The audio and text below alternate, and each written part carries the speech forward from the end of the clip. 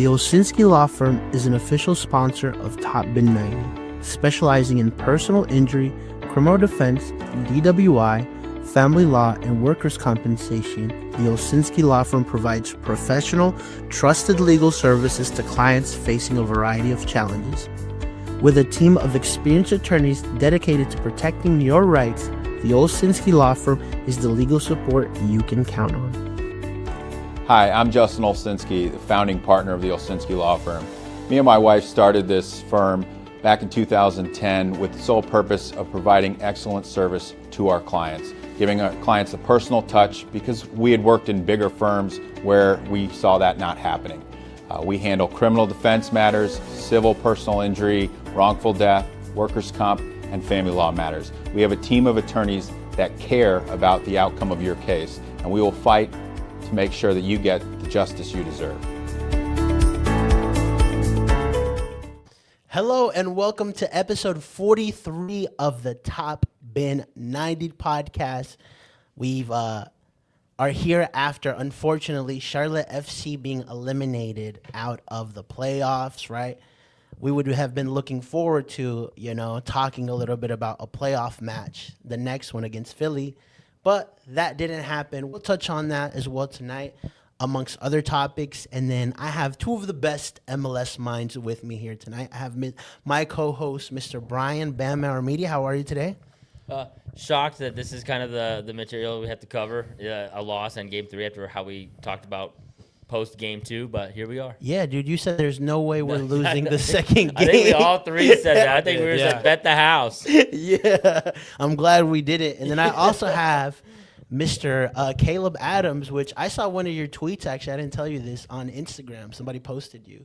Oh yeah, I got tagged in that. Yeah. Okay. Nice. Cool, you're popular amongst the Twitter crowd and now Instagram. I'm a master rage baiter. What can I say? Yeah. Nice. Awesome. And obviously, before we get started with the show, I want to address something.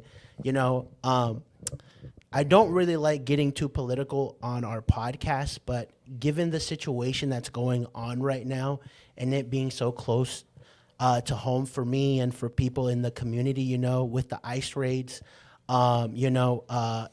it's really sad to see. One thing is, people trying to deport bad people. I can kind of understand or see the mindset behind that. But seeing people getting racially profiled and seeing what's going on in the community, I don't stand behind that.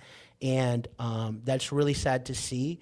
And so on our YouTube channel, you'll see we're providing a couple links to really good resources for people.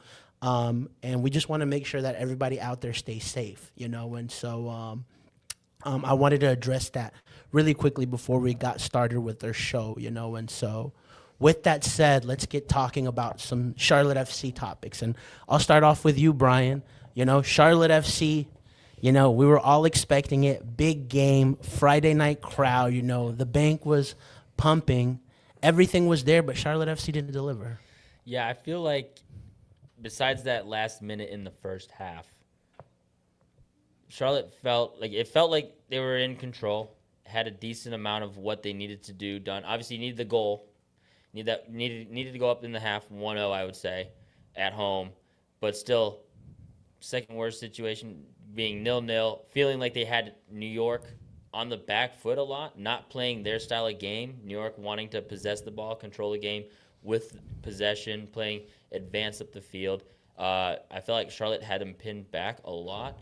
And then that one counterattack late in the first half really changed the whole dynamic of the entire game from there. It just never really seemed like they had a way back in. And so I think a lot of the flaws and a lot of the weak points of Charlotte really came to fruition in a whole new way in this game. Yeah, it's interesting because you talked about that going into this playoff game, seeing the team go down by a goal, right, how they would react. In both games that they went down a goal, they didn't react properly.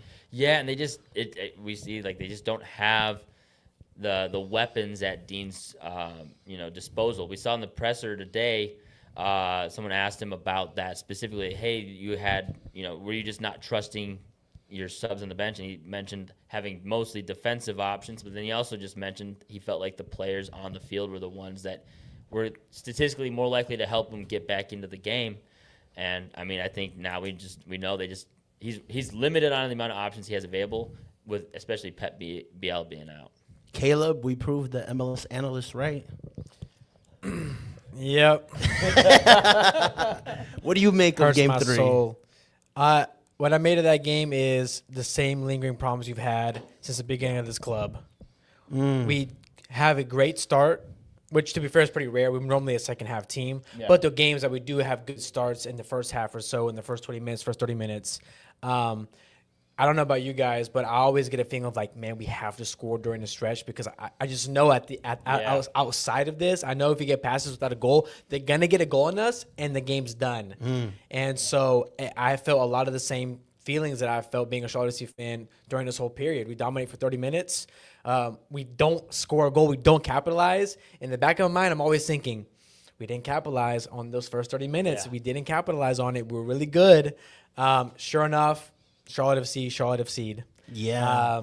Conceded a goal right at that, right? Yeah, I mean, this is just like so prototypical Charlotte FC. Yeah. We dominate, don't score, and then we concede right before the half. And then, of course, we don't have enough firepower to come back into the game. And so really disappointing considering both matches were at home. You would at least hope one of those matches would have been won.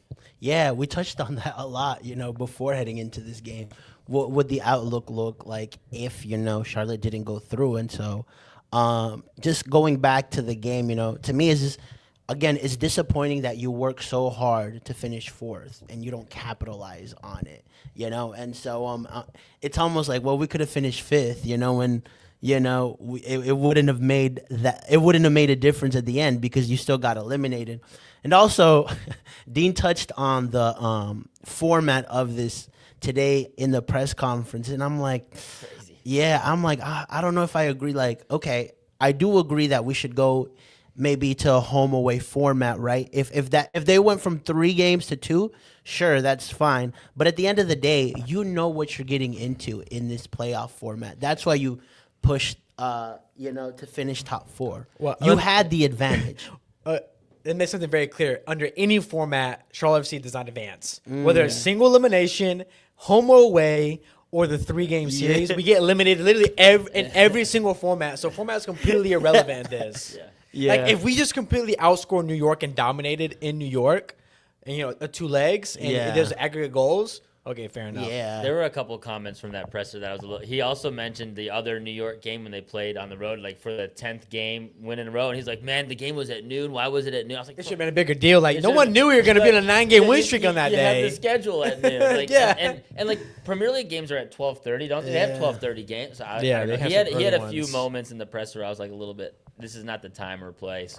Yeah, and so well, just finishing up on the topic of, the match. It was just, it's really sad to see because everybody got behind it. The crowd got behind it. Everybody showed up, except the Charlotte players. And to me, I just question a little bit. The mentality of the squad not being able to get up for these 2 games. Is it like, did the pressure get to them, right? And so, and I think Brian's question was answered for me this playoff series, where if they go a game down 1-0 or they're up against it, this team doesn't really have the true answers to fight back, and that's something that I think Dean Smith has to look at next year. Okay, how do I improve the mentality of this squad, or how do I make sure that when we get in situations like this, we can come out of it? Because through the regular season, we were good.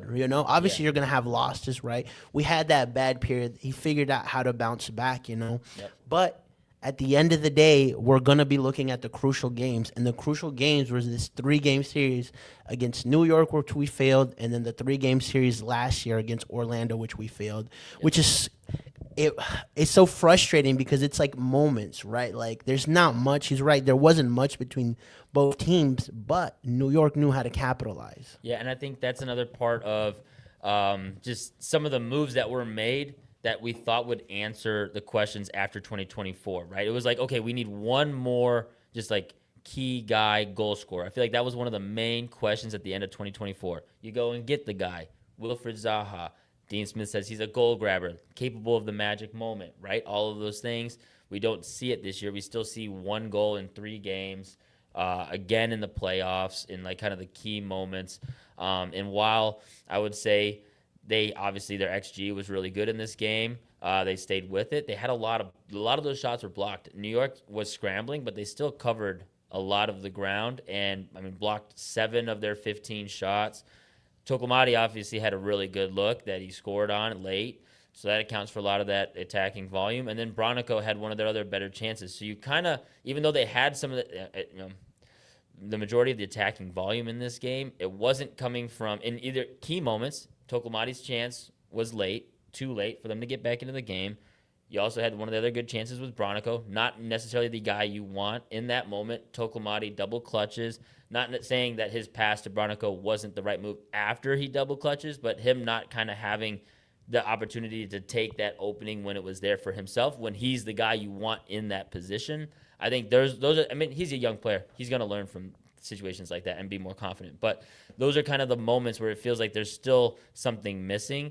And this year compared to last year, I feel like there's a lot more questions going into the offseason. Yeah, and I think part of that something missing is the failure for those key players like Leah Labata, some of the U22 players not actually being there and stepping up. And I don't blame Dean too much on that, but I do blame the build of the roster more on that. And so, it's just hard to. We signed Abada, when he first got here, so I don't think he wasn't influential in that signing of that DP. But the problem is still he was an $8 million signing, right? And on the other side, New York has an $8 million signing who scores a brace. See the difference? Yep. He scores a brace, and so he scores a brace, and our guys on the bench, and the guy is fighting with the U22 for minutes, right? So it's I think those are kind of the key changes that are just like that's the make or break that gets you through a playoff run. I'll add this. We talk about moments. Moments also come down to the coaches as well. Yeah. Decisions like set pieces. What are we doing at this moment to put my team in the best,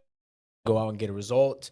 Opting to do a long throw on almost the last play of the half, knowing that we haven't done this all year. I don't remember one single long throw all season long. It's a good point. It's a really good point.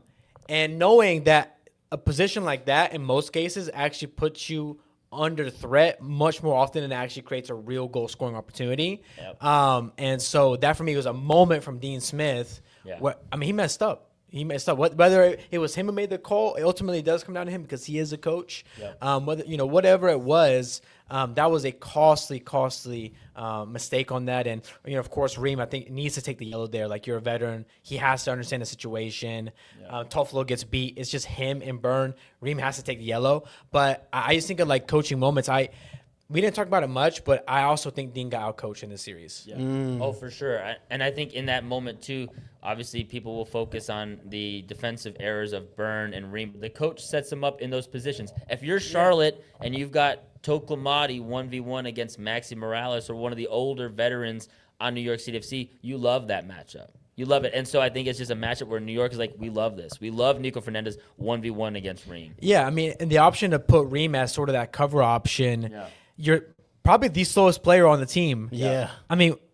What are you doing? Yeah. Stick a Bronico back there. If you want Malanda to get in there to try and win a header, fair enough. But make sure Bronico is back there. Make sure even like a Vargas, just have it back there, just ready to chase people down. But that's a decision on the setup from Dean that Reem should have taken that yellow, but Reem shouldn't have been in that position to begin with. Yeah, it's a great analysis.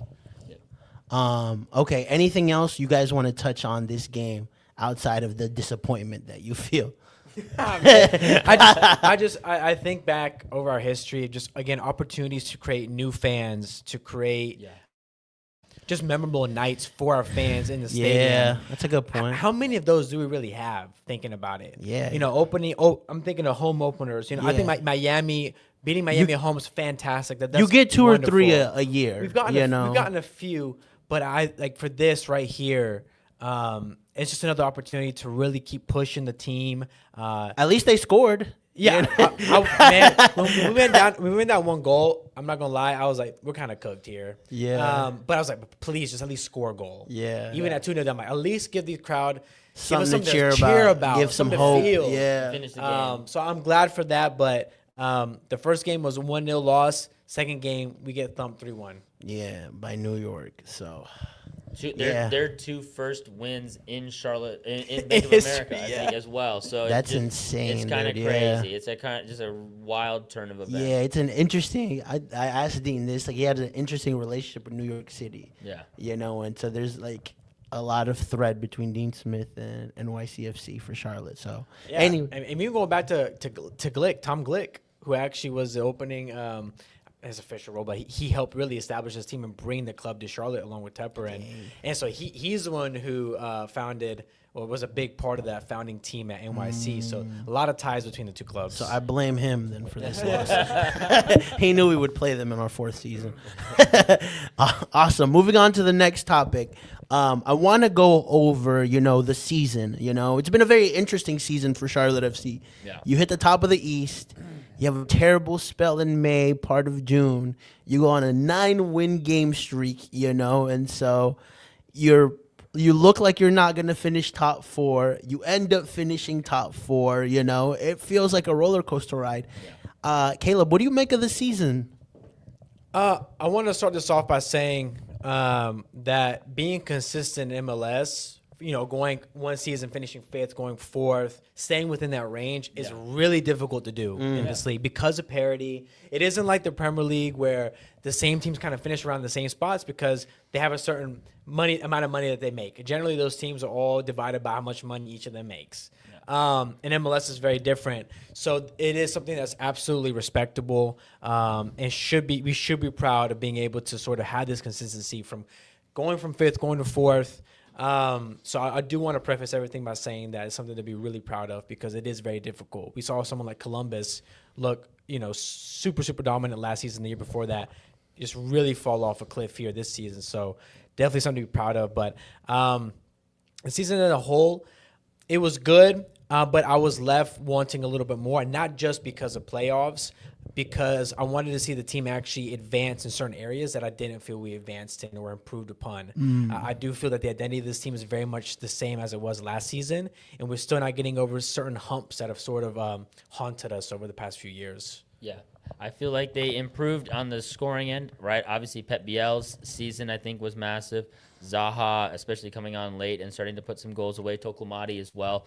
So I think on the attacking end, they improved. But the defensive side, and I called this during the beginning of the season, like, hey, you're going to have a regression somewhere. Kalina can't be this good for so long. And you also can't scramble as much as I feel like they do. I feel like there's still times when, like, ball carriers can just take the ball forward on this team a lot and just make things happen against them. And the defensive side of things, I think, is while they get clean sheets, and there's definitely times when they kind of hold the fort down, when you're on the defensive end and like kind of having to suffer as much as this team has done for now 2 seasons, I feel like over the long term, it's just hard to sustain that and expect high levels of success. I think the big thing is I see a better collective of individuals, but I don't see a better team. Yeah. That's a great way of putting it, actually. That's the best way to summarize how I feel about the season is we have certainly have better individuals, but as a team, I don't think we've progressed as how we needed to. Like I said, and when I say identity and the kind of the humps and areas that I feel we're struggling to sort of push forward is, again, we still suck on the road.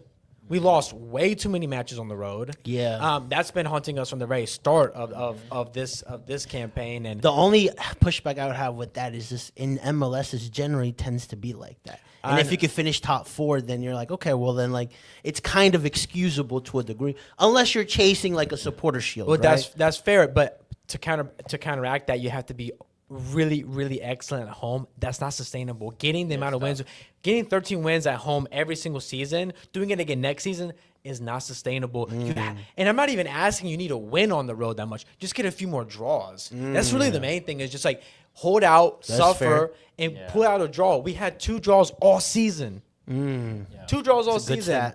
And so the team still struggles on the road. Whatever it is, they still have this monkey on the back when it comes on the road. The team struggles to create good attacking sequences. A lot of the times that we've scored have come from individual play. Zaha doing a moment of brilliance. Biel coming up big in a moment. Again, too dependent on individuals and not enough attacking sequences, attacking patterns of play, invisible. And against a team that has good defense, against the better teams like New York City, guess what? You're not going to score. You're not going to score that way. It's going to be very difficult. And I think that, I think it's been a stagnant overall team progression, but the individuals very much have improved across the board. Yeah, I would just add, to me, it was interesting seeing us like compete with the best teams, your Phillies, your Miamis, and then seeing some of these like most random losses, like against Montreal when it didn't matter. We got cooked by Chicago early on as well, and so there was just matches that I'm like, I'm certain we're gonna win just based on what we've been doing, and we didn't, And so but I'm on your boat, Caleb. Like, I think it's very difficult, especially in a league like this. And Dean brought it up today, where they finish 5th, 12th overall in the Supporter Shield race his first year, and 4th, 7th overall in the Supporter Shield race this year. And so I'm like, okay, that's progression, and so especially on a coach that's never coached in MLS, right? And so for this season, now when we start talking about next season, I think the expectations are going to change, right? Yeah. And we're going to be demanding way more going into next year, right? And so I also think, just looking through this season, like the collective of individuals, I really like that point you make. And so I do like to say that, like, seeing that they had a succession plan with, I don't know how much they structured this, where seeing the rise of a guy like Iranto Clemente when you sell Patrick Ajiman, right? Like, that's a big plus. I don't even think they saw the level that, maybe they're going to tell us yes, right? But in my mind, I'm like, they probably thought he was ready for MLS, but they weren't expecting. Well, they paid $2 million. Yeah, they weren't expecting this type of 3.5. production. $3.5 million. He's like a 4th record signing. Yeah, but they've paid how much for Petkovic? Well, the expectation was that he was going to be a first team. Yeah, and Koulibaly as well, and he barely got any minutes this season, and so expectations and what actually ends up happening are completely different things. Right. I do think the expectation very much was for Tokomati to be a first team player. No. I agree with that. I'm just saying I don't think they were expecting the This ROI they got this first season, out of fair. him, and so Maybe even Ajimang too. I mean, the ROI on Ajimang has been even for crazier. sure. So they did a great job of that, and I also like the ambition to like not sell Vargas when they could have made he's probably this window and next window is when you'll get your best, ROI in terms of your return for a player like him, and they decided not to let him go because they didn't have the proper replacement. So I'm like, okay, that's a good check mark on Charlotte FC having ambition this season, right? And so those are some of the things that I take away from the season. Another one, like Dean mentioned today, is just seeing the team go on a 9-win game stretch. Like, that was pretty cool, especially after having such a bad May, right, and parts of June as well. And so there was moments this season that I take that are very positive. But I think overall, like you said, I have this taste of disappointment with the playoffs. I think we saw this in 2024 and now in 2025 as well. The floor of this team, I think, is pretty well established now over 2 seasons. Like you said, like being able to maintain the foundation, being able to maintain at like 50+ points over, consistent seasons is credit to the floor of this team, that they have players that they can put in, get the minutes, but it's just who are the guys that are going to be the game changers, kind of the ceiling guys who really take this team over the edge. And I feel like that's still kind of missing. And I think, again, that was what was missing towards the end of 2024 as well. It was like, man, who's going to be this team, or who these players who lead this team to the promised land? I think it's very clear. And I think we've had a better answer to that than we've ever had. Really? Pep and Zaha are very much seen as those guys. My question now is, how can we get the team to perform to where we can maximize the output of these guys? Because I feel, despite being on a team as a collective doesn't play that well, I feel that these guys still put up some pretty impressive numbers, considering we don't really play that well as a team. Like, there's not a real true identity. I was actually having a conversation with a friend of mine about the identity of the team. And let me ask y'all this question. What is Charlotte FC's identity right now? What is playing identity? I think it's a 4-4-2 mid-block. You don't press high. They're the worst pressing team in MLS. Like, they don't win the ball in the final third. Last in the league. I think they Better mid-block. question. What do you think Dean wants the identity of this team to be? Huh? What do you think Dean thinks or wants the identity of this team to be? I think it's still kind of in the same ballpark as it was in 2024. Tough to beat. I think it's still kind of in the similar vein. Tough to beat. Be quick and direct at times. He even now said it again in the press conference. Like, he wants a center back who scores goals, so I think he wants to. Honestly, I think a big part of his game is kind of more like classic, traditional English style football. Yeah, I was gonna say that. And bit. at the beginning of the season, even with having Pep more in the midfield, right? Yeah. Versus thrown on the right, like I think ideally a team that has more possession can create more, but it kind of reverts back to we're a transitional team. Okay. Long balls over the top. Yeah. This Westwood, you is saw it down the this is a stretch. perfect. This is a perfect. You two have two different answers here. You said two different perspectives of what you think the team where the team believes they should be. That's my biggest fault with the team right now is we do have a good selection of players, but this team is in a no man's land when it comes to play style. We're not a Red Bull or a Philly in their prime. We're not a team that can impose our will through off-ball pressing to being able to create turnover situations for us to score off of. And we're also not a team like Columbus that can just outpossess you, move you around with positional play. We're neither of those things. And when you're in sort of this limbo in this kind of middle world, you're not really excellent at anything, right? Yeah. So, and that can get you only so far. So that's my biggest concern is I think we scored enough goals this season, I feel we got enough goal output overall across the I don't know board. how much of a concern it would be for me because we still finished 5th and 4th. Yeah. Even with not having like what you're mentioning, a true identity under the team. So I think Dean Smith goes into okay, I can figure out how to beat teams and how to overall have a good season. And so right? that's why he's proven that twice. And so that's why I feel like the floor is stable. So because the reason you can kind of go into that 4-4-2 and stay compact, you have willing runners, whether it's a Diani, Bronico, Vargas, got these kind of floor guys who will kind of do the dirty work, but they don't have, and they have a couple of the ceiling guys. You have your Zaha, you have Biel. Tokomati, I think ideally is a ceiling player as well, but I feel like they're missing that ceiling guy in the midfield, and I think that's partly is Westwood. I think Westwood is supposed to be a ceiling guy on this team. What are you referring to as ceiling guy in the midfield? Just a guy who kind of pushes them to a guy who can help you win a game, who can really I feel like a lot of the guys in that midfield are gonna help you not lose. Yeah, A floor is. I feel like Pep was that though for the first part of the season. Yes, but I don't think it's. I mean, when he gets and healthy, it's hard to we'll say it's hard to through say. the whole season. Yeah, for we got to sure. see him down the stretch. Yeah. We got to see him because at the end of the day, the ceiling players are gonna need to show up in the MLS Cup. See, Right. my argument is because we're sort of in this limbo land of kind of being decent at everything but not excellent at everything. That for me is the biggest limit on our ceiling.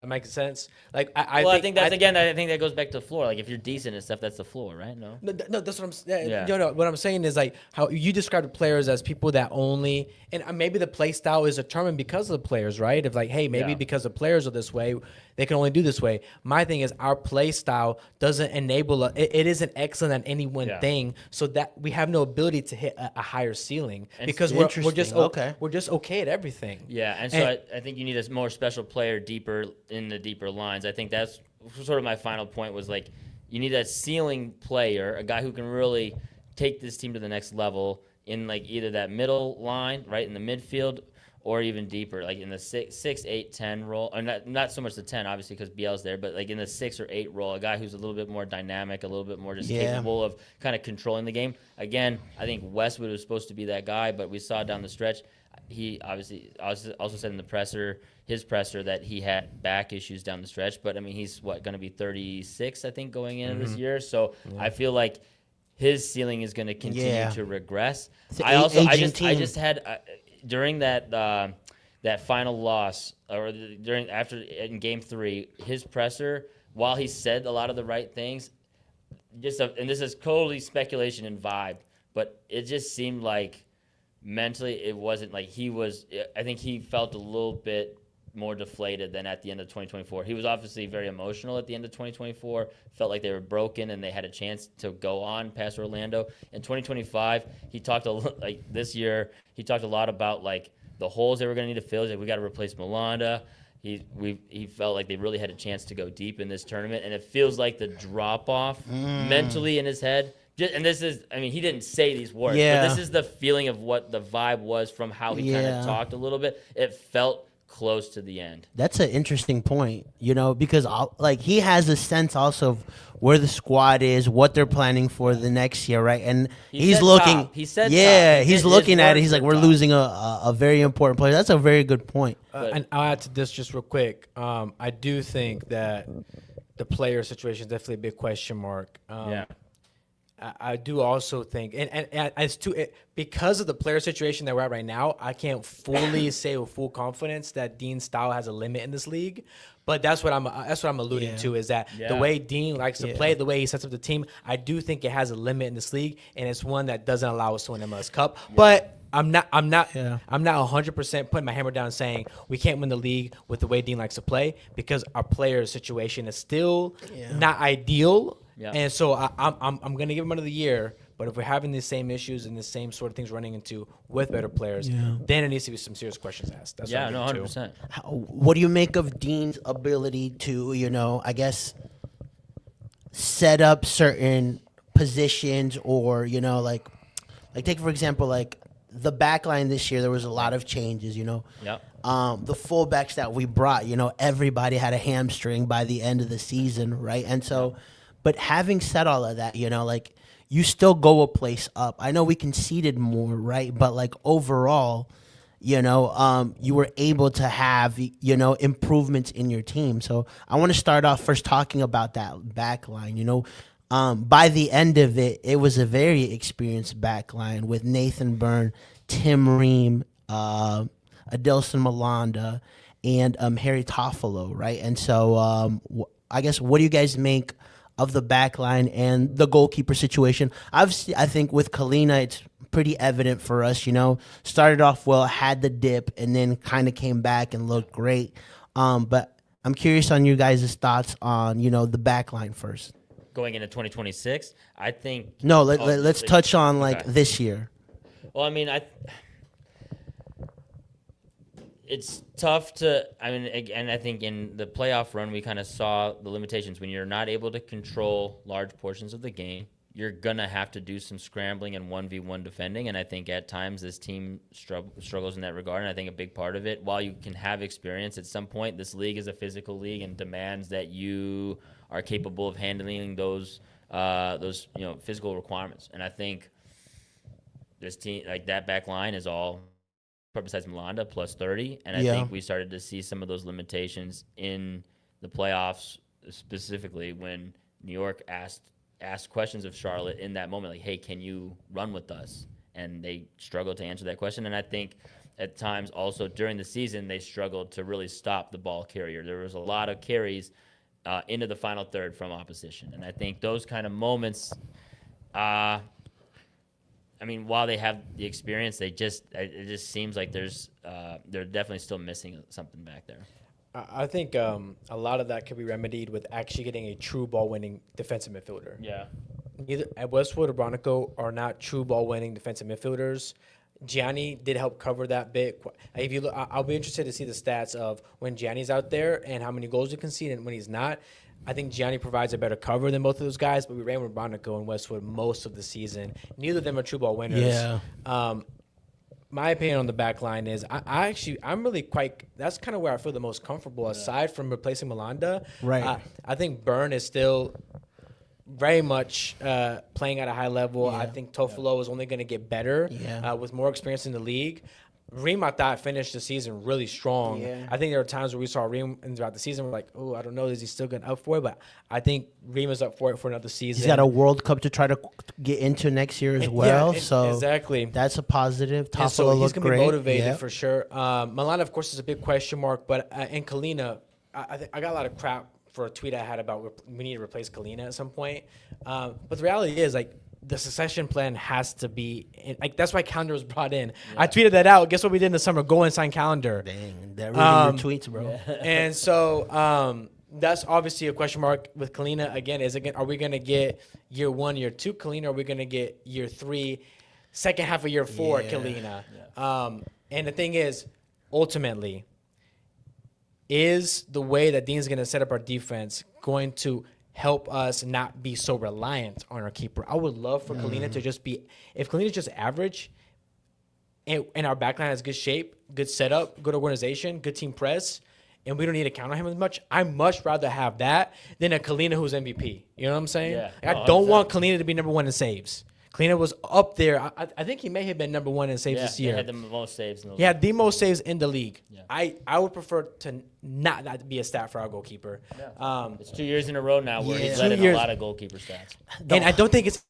I do think it's a structure problem. Yeah, well, even like when you touch on these things with Dean, he goes into more of like, well, like, hey, you had a lot of shots conceded. We're like, yeah, but what kind of shots were they? Were they actually good shots? Were they just shooting to shoot? Like, so he kind of plays that down. So I don't think in his mind that's that much of an issue as we bring it up to be. But I do agree with you guys. What I would say about the back line is like, like we've seen like, on the plus side, I don't even know if I would consider that a plus, is like the more experienced players are outweighing the younger players that we've had back there. And in the past, we've had to rely more on youngsters, right? So, like, you saw Andrew Privet lost his place, which, I mean, he had a phenomenal year before, right?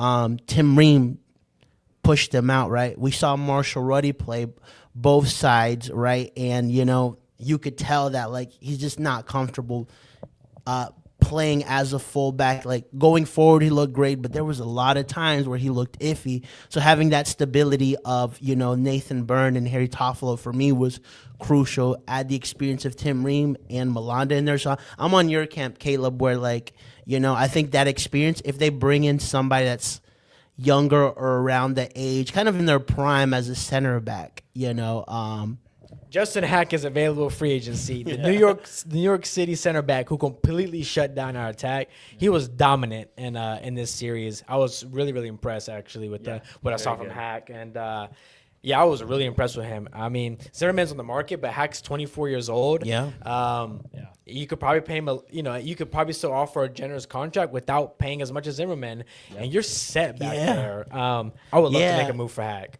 How about Walker Zimmerman? I think that's like a crowd favorite for everybody, and I'm like, I don't know about having such an old back line. I'm very pro getting younger, but not too young. I think what we have right now is a team that's a little bit too old and too young simultaneously, right? Yeah, We saw that in the points. playoffs. You have everybody's kind of, 7 guys are 30 plus, and then you've got a bench of 20, 21-year-old super draft picks, and so you kind of have this kind of intense balance where, like, you're relying on the experience to try to get you through, but obviously kind of a bit one-trick pony out there in terms of just not being able to change their style of play, but then not really having the guys to bring on to be able to change that style of play either. And so I feel like more guys in their prime. Hack was, obviously one name I think would be a good addition. Or like, I just saw that Metrish Bogusz might be coming back to MLS. Just a guy who's like in that profile, like 24 to 28, high-level producer, somebody like that who's going into their prime, I think is just what this team is. There's 100%. Really nobody besides Diani, nobody else is in that kind of Williamson, profile. but Williamson's expiring contract and couldn't get on the field. Let's move on to the midfield then, right? Okay. And so obviously, you saw Urso wasn't renewed. Yeah. They brought in Williamson. We said, okay, this could be a good move for Charlotte. And so he was on a heavy salary, right? And, he quite didn't hit the gear we expected for him. Yeah. We were expecting Petkovic to have a big year. He quite didn't hit. And then went back to the two old reliables of Ashley Westwood and Brent Bronico. Yeah. You had a hot take early on saying that, Westwood would lose his place, right? I think at the end of season 3, all of us were like, never count out Bronico, and he proved us right again, right? And so on the plus side, we did see a phenomenal Pep Biel, a Pep Biel who was comfortable, a Pep Biel who enjoys playing in Charlotte, and we saw some of his best ball, right? There were moments in the season where a lot of what we relied on was him, and so it's funny enough that like, he wasn't the main target when they tried to sign him, and it felt like he was just getting loans and loans, right? And so what do you guys make of this year's midfield of Charlotte FC? I think this is the area. I really feel like I've been talking about the midfield pretty much most of the season. Even when everybody wanted a DP9, I still was like, man, DP8, somewhere in deeper lying midfielder. And I think that's still, for me, the biggest gap that needs to be filled. The midfield is where you're going to be able to control games more, be able to change styles of play more, right? That's where you can control how you go about playing the game and changing how you want to play. So I feel like that's where we have some dependable players. That's what Dean Smith's word was for Bronico when they signed him to a new deal. He's dependable. I think Diani, talk about defensive work rate, you have just guys out there that you can kind of depend on, but maybe not the difference maker. Westwood, I think when you bring him in, and especially during stretches during 2024, again, I highlight like the Columbus road game and the Cincinnati road game that year, where you're just like, wow, he can be a complete difference maker for this team. But as he ages, it just seems like he can do less of the running. You leave more space in behind, but that's less cover for that back line. And I think that's just one area you do need to improve. I think Caleb's hot take might have just been a year late, but I think there's a time when you have to, if Westwood doesn't keep getting minutes, you have to at least have some cover for that regression. I think I have a little bit of pushback on the midfield part. I think with we saw a lot of the season we saw, particularly what's fresh in our mind, was a 3-man midfield that ran last season as well. Yeah. And so from a perspective, if we're playing a 4-3-3 with 2 dual 8s, we absolutely need a DP8. However, in theory, we're not running that over the long term. Fair. So my question becomes then, okay, Pep comes back in, it sounds like Tocomati, is untouchable for Dean. Yeah. So it's safe to say I think Tocomati is probably going to be our starting striker next season, I would assume. Yeah. So then that DP spot would likely go to the right wing position. And Dean also said that he doesn't feel there's any issues in the midfield.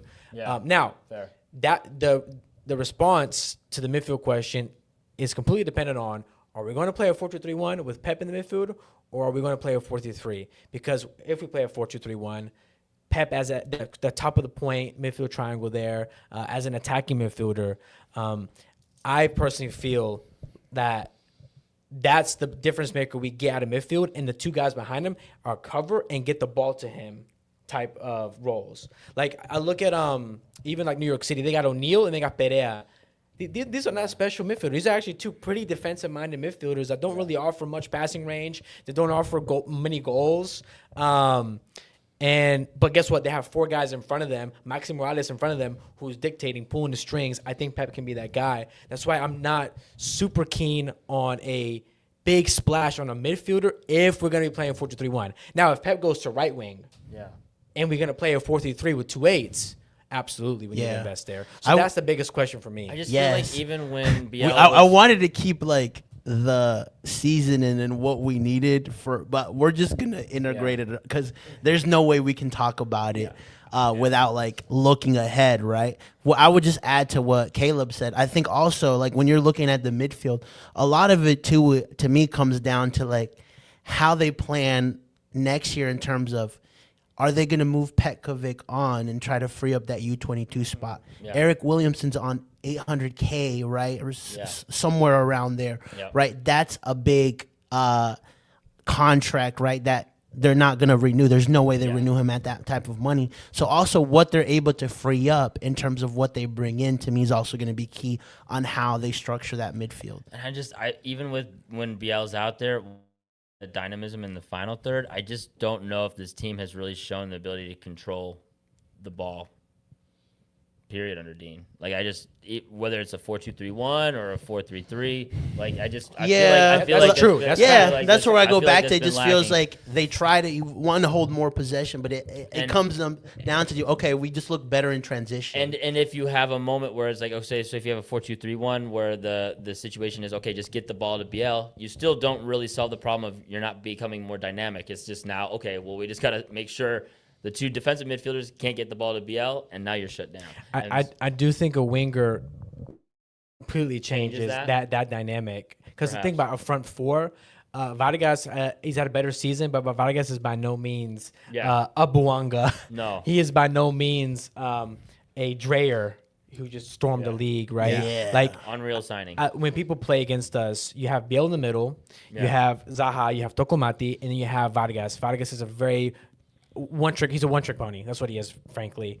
And that sort of dynamism, I think, could be aided a lot with an elite right-wing signing.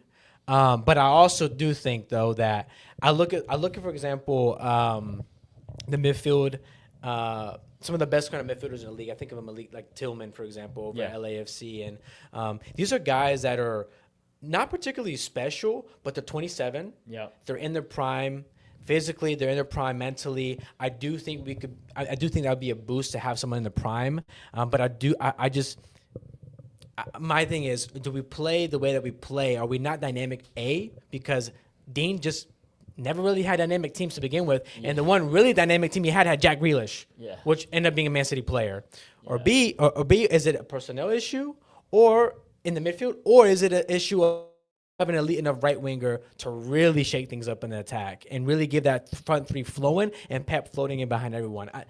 It's tough to nail down because we didn't see enough games with Pep, Zaha, as a 4-2-3-1. Down the stretch, especially. Yeah. That's the hard. It's hard. I don't know. Yeah. I don't That's know. fair. So I mean, Brian's completely on point with some of the stuff and I think all of us have valid reasonings and ideas, but it's tough to really lock down the source right now. And I feel like that's maybe one of the bigger let-offs. It's like, okay, at the end of the 2024, it's like, okay, bring in one guy, and I think we're good enough to get to that next level. I feel like there's 3 or 4 new questions that have come up at the end of this season that weren't there at the end of 2024. That's like, now That's a how do great you figure point, it out? yeah. So I think I agree. That's why maybe the end of this season feels in some ways like a letdown. It's like there's 3 or 4 new questions, and the team is aging. Yeah, we talked about that. Like, I mean, I addressed that. Like, they have to be in win now mode, right? 100%. And so, like, Well, and they didn't win now, right? Yeah. So 2026 is super win now it because you're is, going to have yeah. to replace probably half your starting yeah, 11 by the and we'll, end of this and we'll season. talk about that because next year is going to be an interesting season too Yeah. with the calendar change and everything, and we'll touch on it here in a bit. But Yeah. let's move on to like the forward line as well. Obviously, your take on Abada losing his spot, Brian, was spot on. Yep. And so we don't have Yeah, proof. We don't have proof of that, but Nailed no, that I'm one, kidding. Yeah, and so So we have proof. The audio's just not great. the big audio issue. We've improved this year, so hey, just like Charlotte FC improved, we improved the There podcast it too. is. So, with that said, obviously, Abada lost his place. We saw a good version of Kerwin Vargas though, and so you saw an improvement in him. Also, the end of last year we had Swiderski and Pat Ajiman competing for the 9, right? Yep. This, Pat was gone by the middle of the season, right? And Idan Toklomati came in. To me, like, his ceiling way higher than Patrick Ajiman, right? We saw, a good version of Wilfred Zaha. I don't think we've seen the best version of Wilfred Zaha, but, we talked earlier on in the season about you got to give players some time to get acclimated into this league. Not everybody's going to be a Messi or a Song, right? And so I think from what I saw from Wilfred Zaha, I was happy with just looking at it overall in terms of what he was able to produce. He was able to have some clutch moments during the season, and that's something that I ask of all our DPs, right? Like being able to maybe 3 out of 5 games in the season, I can think of, okay, Wilfred Zaha saved us here, or he created a moment of brilliance. And to me, that's what a DP is brought into. So I'll start off with you, Caleb. What do you make of the front 3 this year and just our forward line in general? I want to highlight Tokomati because he's been the better player for a while now. Even when Ajiman was starting, I think all of us saw that Tokomati is in terms of technical ability and even just game knowledge and awareness was years ahead of Ajiman. I think that the offense flows better. There's better connections, more dynamism with someone like Tokomati, and really pleased with him.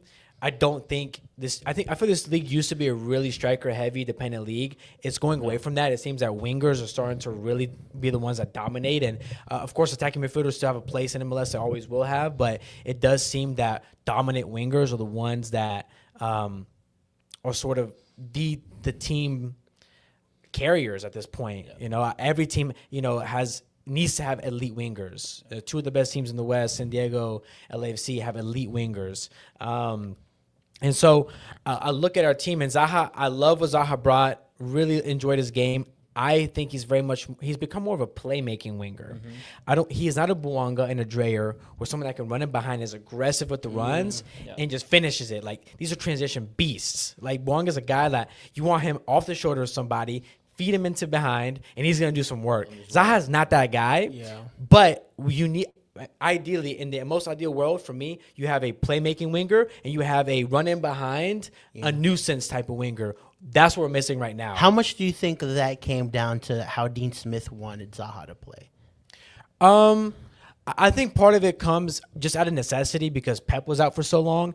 But the way that I see this is, I think going back to your point about midfielders is, remember those Pep Biel passes, that signature Pep Biel pass we were seeing? That is something that Pep's going to bring when he comes back. But think about it. Idan's a pretty good runner in behind. Zaha, I don't think he has a pace, that explosive pace to get past people. So you want to be playing it short in most. Zaha did his best work when we were playing it short to him. Yeah. And he was allowed to play make. He can also see those passes. Yeah. I just think this team would be elevated greatly by having an elite in behind, fast winger. Someone like a Buanga, someone like a Dreyer, someone that's like, Zaha gets the ball, guess what? Immediately makes a run in between the center back and the full back. Biel gets the ball, boom, who's chasing that ball after there? We don't have that guy who can chase that ball down, beat that one-on-one defender, and nail the goal. We don't have that. And so I think that's where our biggest limitation is. But it was cool to see Vargas elevate to the next level. Reality is, he's not. If you want to win MLS Cups, he's not a good enough winger to win MLS Cups with. No, I don't think he's the full-time starter that you need, but I think he's just dependable on that side, and he fills a role. Again, it's one of those floor raiser guys where he's just like, you can count on him to be a two-way player and do a lot of the work and do a lot of the running. And I think that's why Dean, again, he likes a lot of these guys. He profiles Bronico. He likes these guys. Not saying, again, that you shouldn't improve and upgrade in that position because they are lacking a lot of depth. Yeah. Clearly that's evident because Dean didn't sub anybody. So I think having depth in the attack is key. I think one other point is how Toffolo impacts this front line.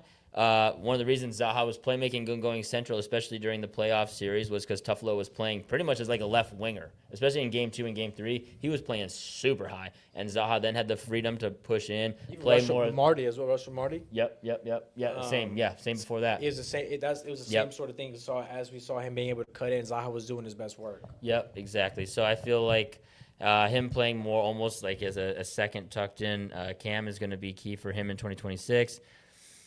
And then just kind of what you do, how much can Tokomati improve? I think you had a lot of good signs, but then down the stretch, it's like in the key moments, how that learning curve of stepping up in those key moments. I think Thiago Martins felt pretty comfortable defending him for most of the series, to be honest. Yeah. I don't think he was quite good enough in those moments. But that's, again, he's 20, 21, young player, a lot of learning to do. Taking on that role is, a big. So 2026, I think, is a big year for him. For sure. And you also had a very interesting, I really liked your take when we talked about, what we were missing in terms of that 9 that, Ajiman provided that Toklo didn't. Yeah. Can you touch on that a little bit? Oh, yeah. I just feel like they're different types of, obviously, very different profile players. And so the strengths that Ajiman had, Tokomati doesn't have, and vice versa. And I think there was times in this series when that change of pace would have been really helpful. I think there was times when 1v1 versus Thiago Martins where I think Ajiman would have maybe asked some more questions of Thiago. He could really bully defenders, especially once they're getting pinned in. They're and West was trying to find that long ball over the top, and it's just not quite landing the same. And I think it just, those moments weren't quite there for them. And I think having that extra guy, Willie Agata is available now. He's in his prime, just having a change of pace. And I think that's one of the other pieces that's missing. We've asked for like an experienced guy in that whether it's the 9 role or attacking winger as well. Just more options, ways of changing style of play in the game. Dean has only got pretty much we saw down the stretch. Archie Goodwin was like pretty much the only guy he felt comfortable bringing on. So like, can Yeah. you get another winger out there? Can you get another striker out there just to be able to kind of change things up? You know, just some of these positions, they just need to have at least 2 or 3 more guys that bring a little bit something different. Nice. Awesome. It's unfortunate, real quick, that Vargas's U22 deal is expiring too here pretty soon because Vargas is like the perfect winger depth Yeah. I feel in MLS. Like, Yeah. I think Vargas is someone that's super valuable. Every MLS team needs a Vargas to come Yeah. off the bench, and Yeah. so But I also think it's going to be tough, like, to keep him because he also has value in other places now, right? Yeah. And so, Well, and he's his deal- open his to deal's a not gonna move. be super friendly. That's the problem. They're gonna have to pay him, and Yeah. he's not worth what he's gonna ask. Yeah. It's interesting that you bring that up because I was actually thinking that he's one of the key guys. They need to figure out a way to kind of maybe convince him to stay at least for the 2026 season. And can they convince him to buy into this project for one? Just because, Yeah. like, so say if Vargas goes and Abada goes, it's just the amount of holes that they got to kind of Yeah. fill this offseason in Yeah. one window is a lot. And like we said earlier, it's 2026 is win. Yeah. Now you got to go I all think in. I think you have a better selling point now to keep him at least through Yeah. that next window. Yeah. Because you'll For a say, loan. hey, like, you know, like this is a shorter season next year. We can compete for an MLS Cup, Yeah. right? That first quarter of the season. No, That's that's 2027. 2027. Sorry, yeah, That's yeah. 2027. No, full season. My bad. Well, there's the break. There's the yeah, World yeah, Cup yeah, break, yeah. but it's still regular season. Where was I going? Well, and then my second point to that was going to be that, like, you know, you're more likely to get a better move in the summer than you are in January. So See, I'm even thinking maybe you try to do the Melanda type deal where you say, hey, we'll shop in the summer, loan him back for the rest of the season, finish up the 2026 project. But hey, look, this is when now we definitely could use you on this team right now to try to really push for this final run. You've been here since year 1. Are you down for one last ride? Right? That would be ideal. I think that would, because you don't. I mean, how many positions do you want to replace in one window? Because it's win now mode. You don't have the luxury of saying these guys need time to adapt. You don't have the Zaha luxury. Because again, we've touched on the age multiple times. After 2026, 2027 is almost maybe not a full rebuild mode, but it's definitely Reload. It's a reload. There's some adjustments that are going to need to be made. reload mode. I like You that. know, and so I reload think year. 2026 has to be what are MLS experienced guys who can come in and hit the ground running. That's why I mentioned again Bogusz earlier. Espinoza is one guy I know you've tweeted about as well. It's guys who aren't going to need time to adapt to travel and all these other things, and so I think those are key. And Vargas being on for one more year, adding depth, is also key because he's already familiar with everything. Nice. Awesome. Let's talk a little bit more about those off-season needs, right? And, I mean, we've been touching through it. Yeah. Obviously, I think Caleb mentioned right wing, you know, and is key. I think, and you've touched a little bit on it too, and I said this through the season, right? Like, with those striker pairings, right, they're just both really young players. And I want to see an experienced 9 come in, not somebody that's going to take Idan Toklomate's Bring back spot. Danny Rios. But somebody that, you know, that can guarantee me, or at least, okay, this guy's going to come off the bench. He's going to be a role player. He's a veteran. He'll step up and start a couple of games, but he's going to produce 4 to 7 goals a season Kamara type guy. and right? can sniff out, you know, a goal, right? Because I felt that was missing too in this playoff series. Somebody that could come off the bench and, you know, like has been in these pressure situations, right? And I don't think we got that off of Archie, and it's tough that's a tough ask for somebody just coming into a league and being at his age. So for me, like, I want to see them add an experienced veteran striker or somebody that can come in and, you know, do a job, right? And so Brian? Yeah, I mean, I think you nailed it right there. I think Archie is coming in to ask a question of Toklomati in terms of can Toklo fend him off and compete and keep the starting job, and Archie is going to be there asking, like, can I compete for a starting role either post Toklomati or during, you know, while Toklomati's here. I think that's what Archie's here to do, not to necessarily be a change of pace or just experienced guy off the bench, right? That's a long-term vision, long-term play. So can you find, I think that's the one position where I'd be fine with a veteran plus 30, not in their prime player, is at the 9. I think almost any other position, I want to get younger, I want to get more in their prime. But for striker, Toklomati's nailed down the starting role. He's earned it. Give him 2026, and then just find some other just change of pace guys who can kind of just fill in a little bit more dynamism. The one question I don't think we're addressing is, well, I guess the one factor that we're not addressing or variable is the academy. Yeah.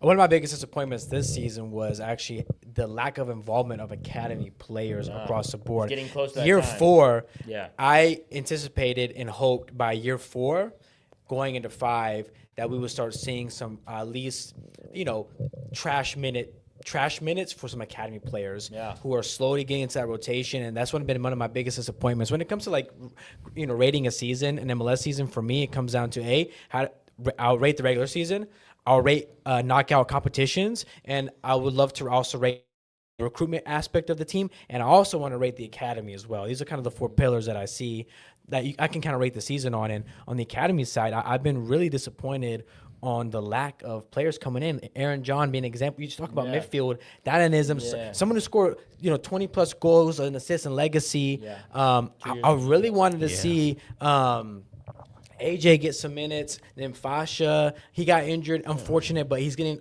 coming around to about 18 years old now. I think this next year for him is going to be huge to try and break into the first team. Otherwise, you start asking questions. And then even some of the guys from the legacy system, is anybody there?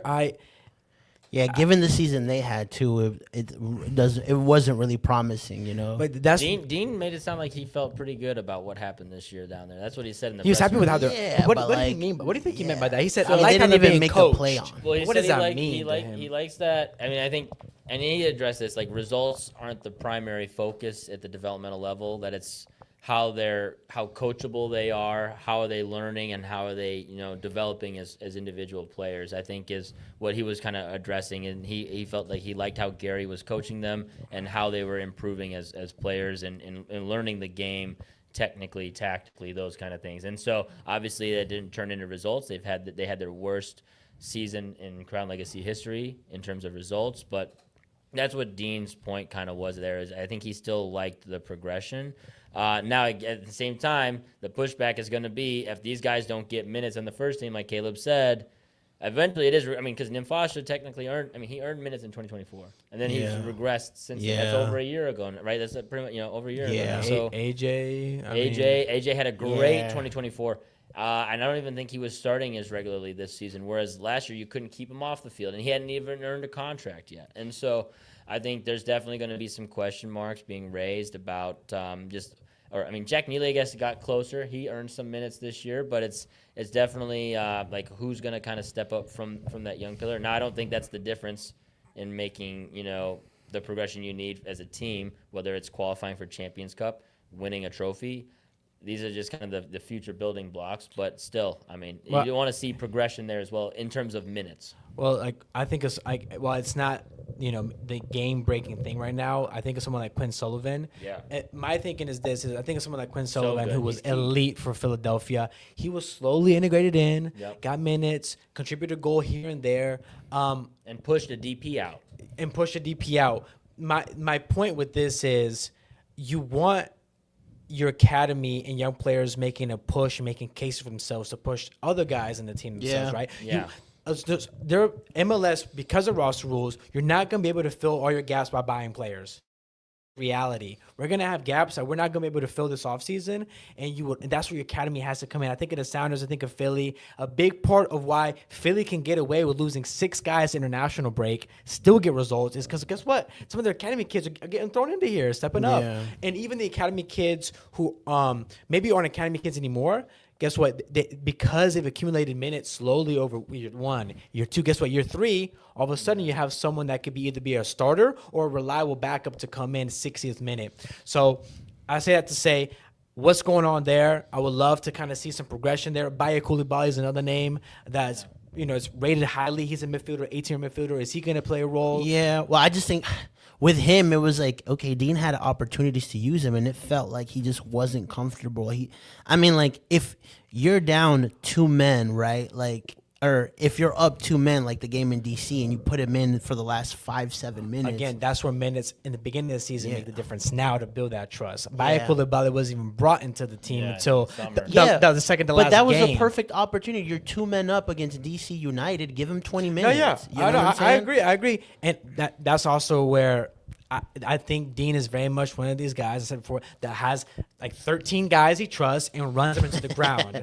So Yeah. so I mean, it's again, it's a lot of questions of what comes before the other thing. Is this a Dean? Just he's that kind of coach? I think we're also still learning him and the team, but recruitment wise, center back, what do you prefer? I put out a tweet recently here talking about, do we want to go with Privet, give him a shot? Do we want to? That's one of the biggest question marks. Do we want to go out and sign an Alaba? Do we want to go out and get a guy in the prime? Do we want to go out and trade for somebody? What are your guys' preferences Yeah. for that?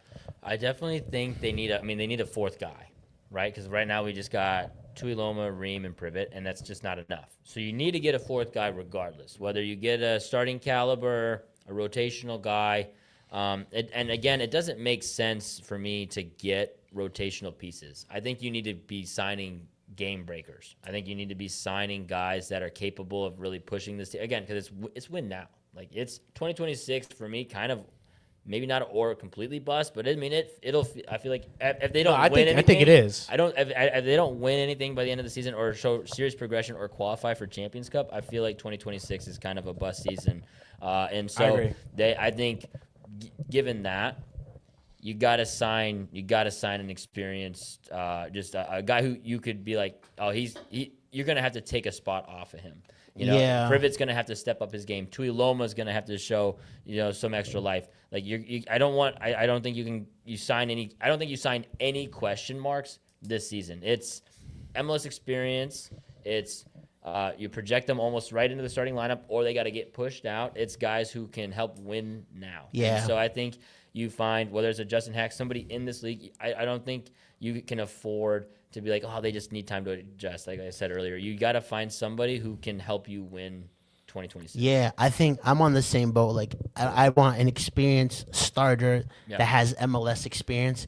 And I also think, just based on what I've seen the club or like the links, that they don't mind paying money or at least being linked to some of these top people. I heard before, Robinson got his new deal with Cincinnati. They try to touch there and see if they can move him here, right? And so that was interesting to me. And then they signed him to a DP deal. Yeah, and then also, the David Alaba link. So I think that they're willing to splash some decent money in a center back, right? And so I'm like, okay, like that. And then it just goes back to, okay, what does that mean, and how does the output look in terms of building the roster? My pushback. Sorry, I'm always pushing back here. You're good. All good. But I'm telling you what I'm seeing. My counter argument to this is one of our center backs is already nearly $1 million right now. Our left back's on $1 million. Yeah. When I look at Miles Robinson, I look at Zimmerman. They have some real huge value guys partnered alongside them. A great example is New York City. Thiago Martins, he is on $2 million a year. Yeah. The center back for New York City. Guess what? Justin Hack on a minimum, fresh out the academy, friendly deal for someone like Justin Hack. You have these really friendly center back deals beside these big splash center backs. We have splash on a center back already. Ream was our splash. That's $1 million in the Ream. So I don't think. How long do you see Ream continuing his career? I understand, but we also have no? other spots to fill, Mike. We still have, we still have Abada going out. Yeah. I'm thinking right now, you talk about difference makers. Is getting a DP center back a bigger difference maker than a DP right winger right now, or a DP midfielder? Yeah. I don't think so. I don't think you need a DP. Yeah, I'm just saying that based on what the club, that some of the things I'm seeing, I'm like, okay, like, I wouldn't be surprised if they spent significant money on bringing somebody and paying them again $1 million. Like, I don't see them doing a DP deal for a center back, but paying them really well, And so, and that goes back to, okay, well then you need if that's the range you're looking at, then you're bringing in a starting caliber center back that's going to improve this team. And here's the other thing to keep in mind for this year specifically, because of the Ajiman deal this last year and the Melanda's deal now going through, they have probably more allocation money than they might have in a long. I mean, $3 million essentially. I think they can use their transfers to get $3 million for the Ajimon, and then this upcoming year, $3 million for Melanda, plus just the allocation money you're given on a yearly basis, which is increasing. So they should, and they still have, I think, like 1.6 from the Ajimon deal this last year based on the roster profile. So they should be flush with allocation money, like $5 million plus. It would be my just napkin math estimate, and so. They should be able to afford bringing in, maybe not, I mean, obviously, if you don't want to spend the DP spot, but a TAM level or, a starting caliber guy and still have the cash available to move it. That'd be ideal. So I'm just estimating we won't know until March when the next roster profiles come out, but if that is indeed the case, I would think you again, it's win now. You splash as much of this cash as you can, whether on all three lines. I would say 100%. On all three lines. I mean, because you have 3 or 4 guys that are probably out of that look like they might be out of contract. Williamson being one, Abada another, and you already have Melanda. So you have 3. I would say those spots right there are on all 3 lines that you need to replace. So max out however you can. Nice. I'm really good. I was like, we're going to go longer today, and we are, which is phenomenal. And so, a lot of interesting questions, too. Also, I want to touch a little bit into, now that we know that Pep Biel, is a DP heading into next year, right? And so how much of that, changes in terms of your perspective of what we need, right? Because when you keep talking about Abada, I keep going back to this season. I'm like, man, what if if he actually played to that DP level, we would have had NYCFC. I mean, 100%. Easily, 100%. Or we'd say, okay, we're missing Pep, and we're missing Zaha, but we got Abada, who's been stepping up, right? And so, how big of an impact is that? I know we had a pointless 45-minute argument about it. just for Zoran to be like, nah, guys, he's coming back. He's like, I'm coming out tomorrow. I know y'all talked about it for 45 minutes. He's coming back. Yeah. And so, I mean, obviously, I love that he's motivated. I love that he enjoys being in Charlotte, and also we have the plus that we've seen a really good Pep. Now, can he reproduce that? That's where I'm like, not that I'm questioning it, but now I'm expecting it, for him to have DP types of seasons at Charlotte FC. Yeah, I think the other plus there's 2. I think one, it answers what was for me the biggest question going into this winter. You've already answered it by just the multi-year contract going into effect. I think it also, what it provides is flexibility because, like you said earlier, Caleb, he can play cam, which he obviously was really productive in. He can also still play right winger. You can trust him to play multiple roles. So based on how your targets this offseason work out, you can kind of change things up because Biel is capable of, I would say, capable of impacting the game wherever he is on the field. And so I think he also gives you flexibility. So say Abada popped off and Biel didn't. Abada doesn't give you that flexibility. But Biel does because he can play 2-3 different positions. I also add that Pep, a really underrated aspect of Pep is his pressing ability. Yeah. Pep's a really good presser of the ball. When he was leading that line, Ajimon is a terrible presser of the ball, terrible. But it was Pep that was up there with Ajimon a lot of those times, creating that pressure, forcing long balls over the top. Pep's even a presence on the defensive side of things, and that's to have that luxury in MLS, have a guy that can give you 10 goals, 10 assists, and is really good at pressing. Generally, you're sacrificing that part in MLS. But I think Pep, even when he's not influencing the game of goals and assists, he's still a factor. Maxi Morales is so old. If he's not getting goals and assists, he's not really doing much, right, at this point. But Pep's someone that can, even if he's not getting goal or assists, can enable other people, can help force turnovers, is a hard worker. Of course, the big questions for me, really on a lot of this roster is, but particularly Pep, is health. Yep. This hamstring issue that he had, the whole team had, to be fair, it was a team-wide problem. Has that been addressed going into the next season? Because depth becomes a lot more important when all your people are getting hamstring issues or pulling their hammies. My question with Pep, really the biggest question for me is, was the hamstring injury something that we just mismanaged because we have a history of mismanaging hamstrings? Doumbia was a victim of that. Was that a mismanagement of his initial hamstring injury back in preseason, and we kind of just forced him to say, "Hey, suck it up, take this pill, put in this shot, and get out there," or is it a factor of Pep is an injury-prone person? I don't know. Yeah. I don't know. So that for me is the biggest question mark regarding Pep. I do think, given an entire season, 34 games, I think we're good for 10 goals, 10 assists. Yeah. I think we're good with that. My question is he going to play 34 games? We know he's able, but the key is being available. Yeah. That's And yeah, I mean, that's a big thing for sure. the best form of ability. Yep. Availability, right? It is. Yeah, it is. Yep. 100%. Okay, awesome.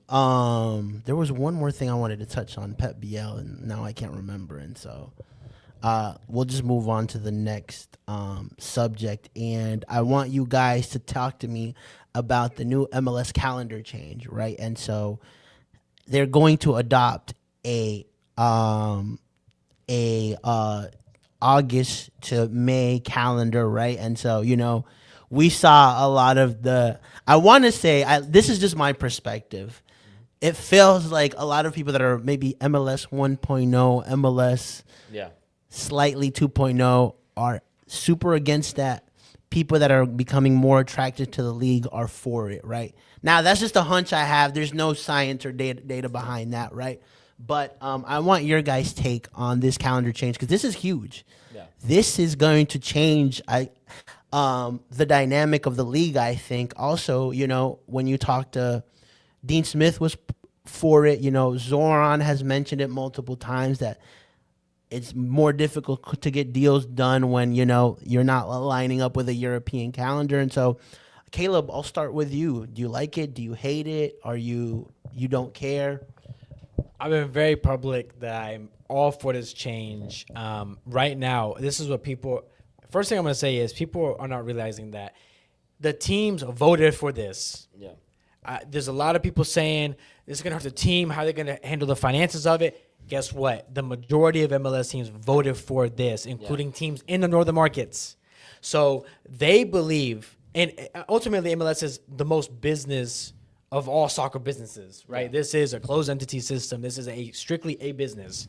When you have ownerships and Americans, and revenue is a lot of the main topics, one of the main conversations.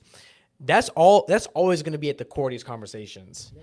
And when we talk about attendance and those numbers, how it's going to a bunch of the money in MLS is relying on MLS is on attendance numbers, attendance income. These owners know that, yet they still voted to continue with this. So they are seeing something that's going to help. That this change is going to help elevate the product and bring them more money over the long term. So that's my first point is that, hey, don't forget, all MLS, like the majority of MLS teams voted on this, including northern markets. So financially, there's something that makes sense for them. Yeah. The second thing I want to say is right now, MLS is a fantastic local product. It is a local league, meaning teams that are not people that are outside of Charlotte are not watching Charlotte FC. I'll be real with you. People in Raleigh are not watching Charlotte FC. Some are. There's definitely some exceptions, but guess what? People in Raleigh are not watching Charlotte FC. People in Wilmington are not watching Charlotte FC. People in a state that Kentucky, they're not watching MLS. Yeah. It's people in Nashville that are watching Nashville. It's people in Charlotte that are watching Charlotte. It's people in Columbus that are watching Columbus. It is a local product right now. And as a league, a national league and a league that's on the international market, ultimately, you need to become a national product 100%. At the very minimum. Most important thing, this is why MLS is doing this change is, yes, we've done a great job in the local department. MLS has been ranked between 7th to 9th highest average attendance in all of the world football leagues. Attendance has not been a problem. Yeah. The problem has been television viewership. And ultimately, that brings in the dollars. Why is the Premier League so dominant? Why is the Premier League able to draw the best talent in the world? Because they make the most money, because they have the most eyes on it. How can we get more eyes on this league? By bringing better players, better recruitment, increasing the quality, and that's what this change does. 100%. And I don't even think it comes down to just even, like, when the counter argument really has, the only strongest one I've seen is weather. And it doesn't, like, the schedule change is the same, like they still play in the same months. So mid-July is when it starts, and then it goes to mid-December. That's the first stretch. MLS Cup is in December. So if you're a northern team, and like, so say Minnesota goes on a run and New York City goes on a run and then Minnesota's hosting. They would have to host the game, the MLS Cup final, in mid-December. Yeah. So, and then you come back in mid-February, and then you finish in April, and then you do the MLS Cup playoffs in May. All of those months are being played in, like there's MLS matches in all of those months now. Right. So it doesn't change. It literally, like the weather isn't even an argument because there's already games in those months. It literally changes barely anything in that frame. You're just rotating when the start is and when the finish is.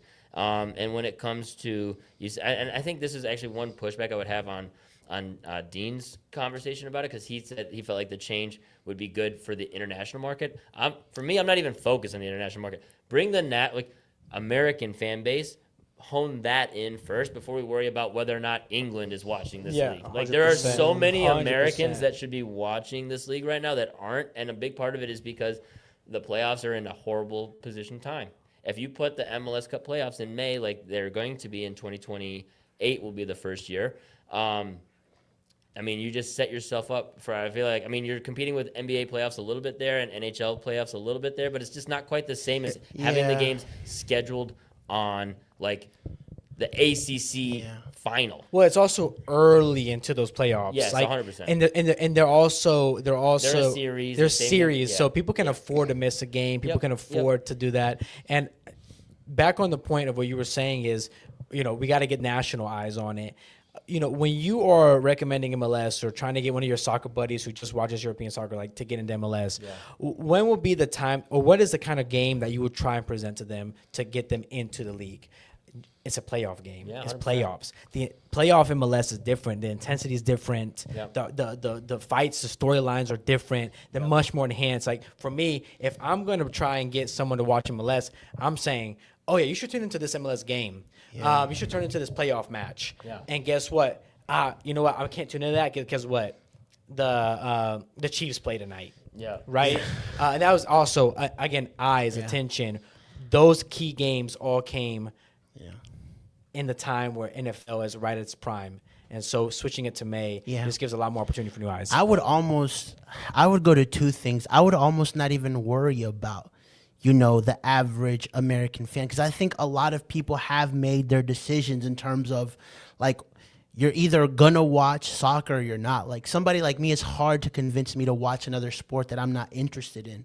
So when I'm looking at this calendar change, I'm looking at two things. One, what you said, Caleb, in terms of, like, we have to become a more globally attractive product, right? Because, like you said, if we become more of a globally attractive product, then there's more money flowing in, better players, and I think MLB every ingredient to be a league outside of the top 5 leagues, to be the best league after that, and then eventually be within those top 5 leagues. And the second thing, I think the strategy has to be, like, let's look moving forward. How do we start enticing everybody 20 and younger to be attracted to MLS? Because that's the next generation. That's who you want to influence if you're looking to create a product that's long term, right? And so that's what I would be looking at, And so I think aligning the league up with the calendar change helps you with that one. And I think too, like, bringing in those higher quality players, which we're already seeing, is helping with that as well. And so to me, like, not forget the average American that may watch MLS, but it's more like, let's invest into the future, because that's really where the viewership is going to be. And that you have to go where the puck is going, not where the puck is now. But one pushback on the average American fan would be, I think, and we all kind of touched on it here, but as you improve the product of the players that can come in, because the transfer windows will line up, the average American fan will tune in. I think the example you have is, I don't think anybody projected UFC to take off the way it did. If you talk to hardcore UFC fans, or just really anybody who had ever heard of UFC in the early days, people are like, what does that crazy thing happen on Spike? Like nobody's talking about this. It was like the weird part of TV. Why are people? What is this underground fighting network that's happening over on Spike TV? And then it blew up. And I think a big part of that is over there, Dana White figured out how to get the key guys to fight no matter what. There's no boxing politics, things like that. You just matched up the best fights all the time and had it super routine and super consistent. It was Saturday nights and consistent. And I think that's another thing that this schedule kind of can provide is there's going to be a consistent time, especially, again, the playoff run. When the big moment is there, you consistently see, okay, every ideal, and this is, I think, the one thing they haven't addressed as the changes that need to be made, but those playoff games have to be Friday, Saturday, Sunday. No more of this like spread out profiling Messi only on Friday, Oh, and then my Lord. skipping all of Saturday, right? So you could have the right calendar like this, but if you mess up on the key games like in the playoffs where you're not playing every single weekend, multiple games a day, where you can watch all of the games, 2 on Friday, a 100%. 5 and a 7, and then a 3, a 5 and a 7 on Saturday, and then a 4 and a 6 on Sunday. You also need that. And then I do think as the product continues to improve, as the big transfers come in, the average American fan will tune in because at the end of the day, we want to see good stuff. Yeah, I just don't know if that's a good long-term strategy, though. For me, it's more like, hey, like you have to invest in the at some point. Why not do both? Yeah. I No, think it solves both things. Like this is the thing. My main thing is there are a lot of soccer fans in the United States already, 100%.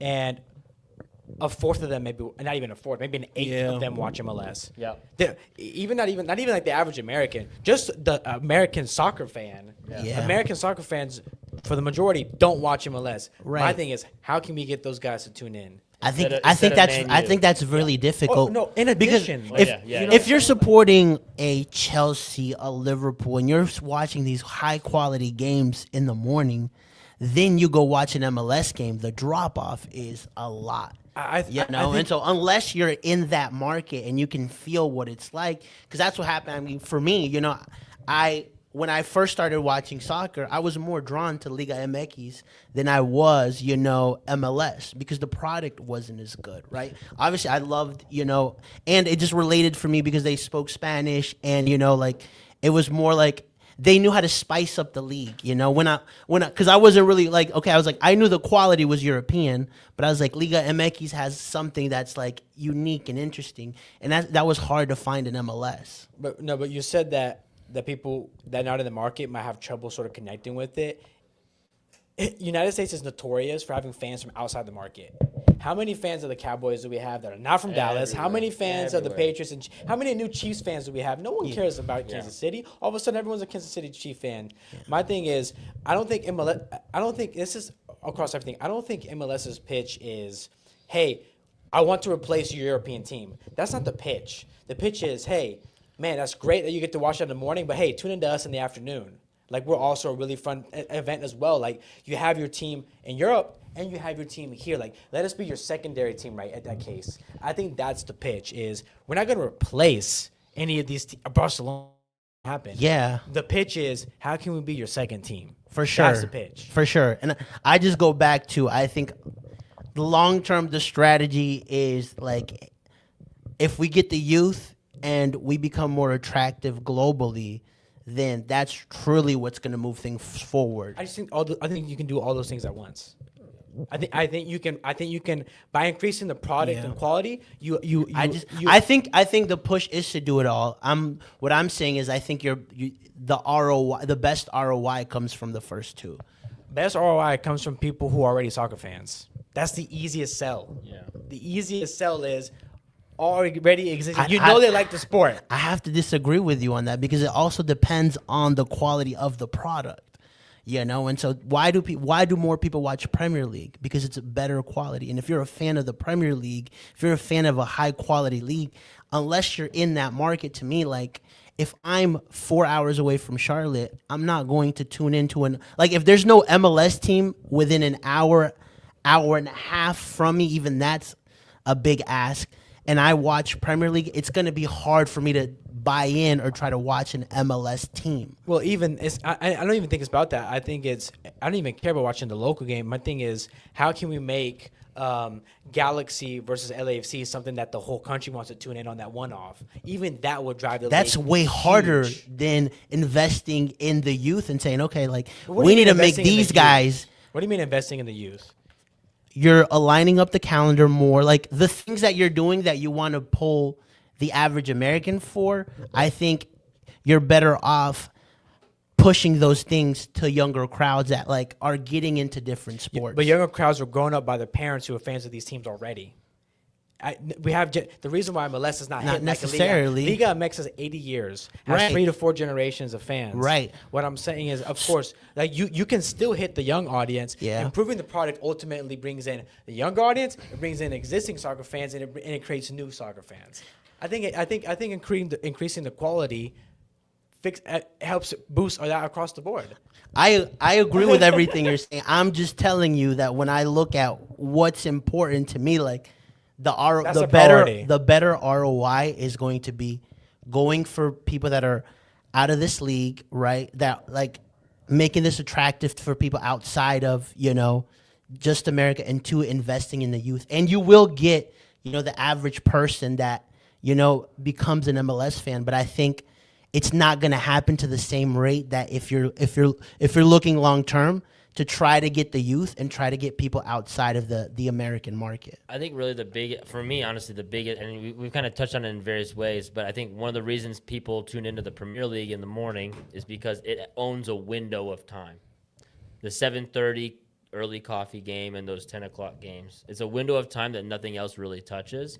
And so the soccer fan can just tune into it because it's regular. It gets their day going. It's just kind of like a window of time that they own now. I don't think MLS has ever really figured out how best to own a window of time that is consistent, that people can count on.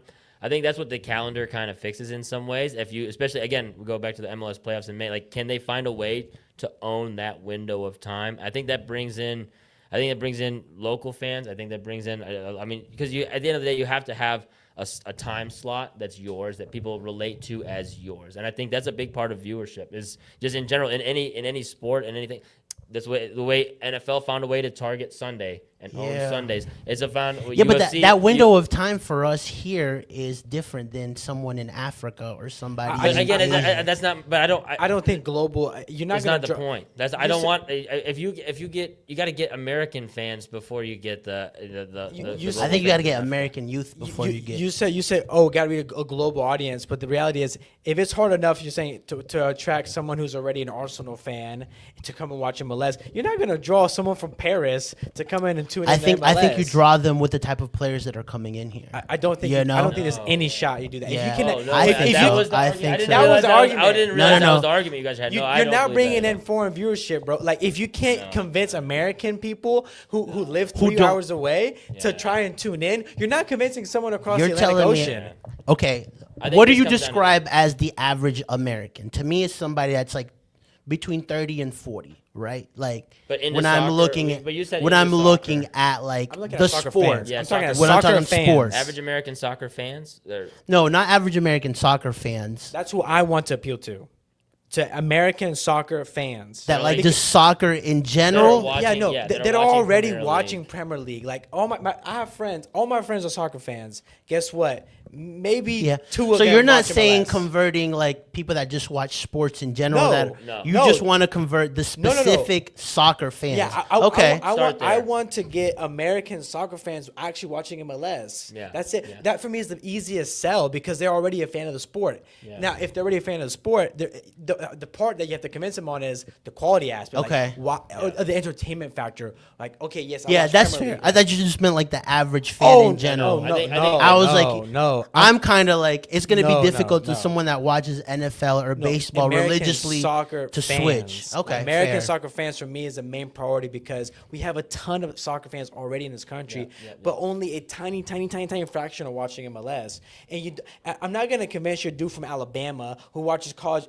I'm not going to try and convince that guy to watch soccer. I'm going to try and convince my friends who already been watching soccer in Europe to say, hey, you should give MLS a shot. Like, these are actually really entertaining games. That's my main point. Like, for me, I'm not even, like you said, I'm not even looking at global fans. I'm looking at American soccer fans here. Because some of the pushback that you get right now is like, oh, the prime time with these other sports. And I'm like, you're not going to convince the people that like soccer but love other sports to put away their other sport and focus on soccer. Like, that's never going to happen. That's where the window helps, is that that prime time, like, you're right, those people are not going to be saying, I'm not watching Sunday Night Football. I'm going to skip watching watch MLS. That's not Yeah, happen. okay. But that doesn't. That's Yeah. what the new But schedule in helps. May, Yeah. you don't have to worry about May you it. don't And have to that's worry why, about and that's that, what, and, for that- and that's sure. why I kind of go back to, like, I feel like the biggest point out of all this is having that window of time, having a way to compete and have your own window of time that people are just like associating with every year. That's why they associate with baseball in October. It's like October, it's just World Series. That's just the month for baseball. And February is the Super Bowl, and Sundays is the NFL, and Saturday nights is college football. And like all these spots kind of have a window of time blocked off that they just kind of own. UFC has late night Saturday, right?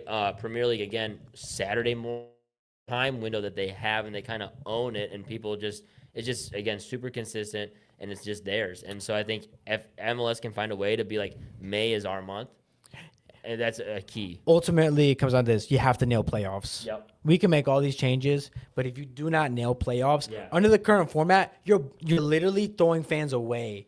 Like casual fans Yeah. who tuned in for the first round of playoffs, guess what? They forgot about playoffs Yeah. already. Yeah, The but- 2 weeks pass. Yeah. They're not going to tune back in. Also, But with May, that that fixes itself. Right, Yeah. So exactly, that's good. exactly. May allows us to then, what ultimately how we implement playoffs in May is going to matter a lot. There is a confirmed change that's going to come with the schedule change to playoffs. Really? Yeah, I mean, already Don Garber already said that the MLS format's going to change. It's coming. Yeah. Oh, you're talking about the table and the division. No, I'm talking about Playoff structure? playoff structure. That's Okay. going to The rounds. change. Okay. There are already conversations for a playoff format change. Got it. For me, you ultimately have to nail playoffs. Period. Because like you said, Yeah. you dominate a time, you get May. How can we really capitalize on May? Own it. You get you. I like the 2-game series. It builds enough time to build storylines and a familiarity with the teams. It's quick enough. And then, of course, like overall, if those playoff series have guys like Son, have guys like, a Chucky Lozano, have these guys at that time, right, competing. Hey, Yeah. guess what the headlines are going to be? Messi, Son, this Son. As we increase that quality, then those 2-leg series start becoming really enticing for the already soccer fan. Guess what? That's what they're going to tune into. Also, a third thing that I'm thinking about now that we didn't touch on is also like you got to figure out how to get out of that Apple deal or make it more accessible for people to watch. And we're starting to see that 100%. now that, like there's no subscription now. It's part of the Apple, model, right? Like when you pay for Apple. So that's a plus. But like that's been such a big hindrance, like having to pay for MLS. If you're trying to attract new audiences, no one's going to pay to watch something that they've never seen before. 100%. So, Yeah. And what do you guys think about the divisions? Because the switch. Because I mean that's sort of being glossed over, unless I'm sure it's gonna have the big announcement on how divisions are gonna work, how that's gonna work. But what are you guys' thoughts on divisions I think it in the single table? potentially has a lot of benefit to it as well. I mean, it just really focuses more on region and the competition and the rivalry between regions, I think, which is really impactful. I think that's one thing that's I feel like a lot of the rivalries in MLS, and this is partially just because it's a newer expansion league and a lot of teams are new, but a lot of the rivalries seem a little bit manufactured. But if you just say, hey, play these local teams more often than the other teams, it kind of 100%. build. I think that's one of the things I do like about. do you the see that 3-game in series. like NFL, like with the regions? Do you Yeah, feel like 100%. there's more of a Well, yeah, because you rivalry feel with like, because I just don't know how I feel about it because like Well, I've and- just never watched a sport that like has that, Go ahead, Brian. So in NFL, you play your division 2 times each, home and away, but then you only you gotta have, because you just can't play that many games because Yeah. it's too physically demanding. So you kind of rotate around the other divisions, both in your conference and in the other conference. And which so, is what we're probably Wait. going to do here, correct? well, it looks like it will be 2 division games. You can play enough games to where you can play every single team. So I think this actually is one other thing that kind of balances out. You'll play your division, it looks like, twice, but you'll play the rest of the entire table once. And so what kind of benefits in 2 ways. One, you play your regional teams multiple times. It helps build the rivalry aspect, but then it also helps kind of create balance in the table where you actually have to play everybody. And so those quandaries of how is the supporter shield actually lining up when you're not actually playing everybody and one conference is weaker than the other, this kind of balances Yeah, it's a all good that point. out, It's a right? really You good don't point. obviously you don't get the home and away factor, but you still, the fact that you play every team, I think Yeah. still helps a lot. This change improves the competitive integrity of the league. And that's something that I didn't mention with the actual format change, the schedule calendar change. The actual integrity of competition gets improved upon because teams are no longer playing in international windows, missing their best players, and at the same time you play every single team. So yes, if you have a stronger division, then it's never going to be completely fair as it is like on just a 20 team table, but it certainly increases the competitive integrity of the league. And to add to your point, Jorge, like, did you play like high school ball at all or high school Like soccer or soccer? anything? Yeah, bro. Okay. Think about your conference and how personal is that conference to you and your high school team? Like you think of your rival like the school, local rivalries you think of were your better. rival Yeah, school. you're right. Like, Yeah, I don't care what the school in Wilmington's doing. Yeah. I care about my conference. Like it was those I went to Broughton Yeah. High School in Raleigh. It was the Sandersons. It was the Cardinal Gibbons that I was ready to compete against. Those games felt so much more for me. I felt way more amped. I couldn't care less about playing a team in Wilmington. But guess what? Like I think we have a similar effect Interesting. within MLS of like this is kind of our hub. This is our team. This is sort of our rivalries, and you'll see those division tables also individually. That's the question: is how are they going to choose playoff teams? In NFL, the leader of the division goes to playoffs. Yeah. So if you win your division, everyone else, unless there's a wild card, but everyone else doesn't qualify for playoffs. It's just you in that region. So you're sort of even like the regional representative when it comes to that. So it'll be curious to see how MLS picks playoffs teams. Yeah, it's almost like winning a tournament within that table. And let me add real quick. It's just very interesting because that's tough too, and so Well, because like in NFL, right? If like there could be really good, what is it, divisions, and some aren't great. Yeah, you could literally. There are teams in NFL that have not made playoffs who are probably some of the best teams in the league, and I think the single table will sort of facilitate making sure the best teams make it. Yeah. That's what the NBA fixed about their way of doing it. And so I think to add too, I had a point here I was going to say. Let me see if it kind of escaped me here. Let me see if I can think of it. Okay, it's okay. If I think about it, I'll talk about it later. We'll go live again and just say that. Nice. All right. I mean, anything else to add before? I mean, this has been almost 2 hours, right? And so, we wanted a deep season recap, and I think we got it. I have one thing. I want your guys' ratings, like letter grade rating for the regular season, knockout competitions, and recruitment. Your overall letter rating for the season. Oh, okay. So I guess I'll start. Yeah, but start us I'm going to off. give the regular season an A. I think we said what we wanted to do. Finish 4th, finish 7th in the entire league. Regular season, that's amazing. That's fantastic. Knockout competitions, I give us an F. Dang. Okay. We were terrible in U.S. Open Cup. We were terrible in Leagues Cup, and we lost twice at home. This was a bigger disaster. This was an actual complete failure in terms of knockout competitions. I think the playoffs, we had 2 home matches, blew our advantage of the regular season. We were horrible. I thought knockouts were a complete failure this year. And then recruitment, I'm going to give us a B+. I think that Zaha was a big improvement on the team. I think Toffolo will come good. I think he's going to be a really good player for us. And then as a season as a whole, I'm going to give it a B+. A B. I'm going to give it a B. Okay. I'll go. I think regular season, I'll give it an A, right? They said 4th. They finished 4th. Can't expect anything more than proving that. I wouldn't go with an F for playoffs. I'd probably go for a D+.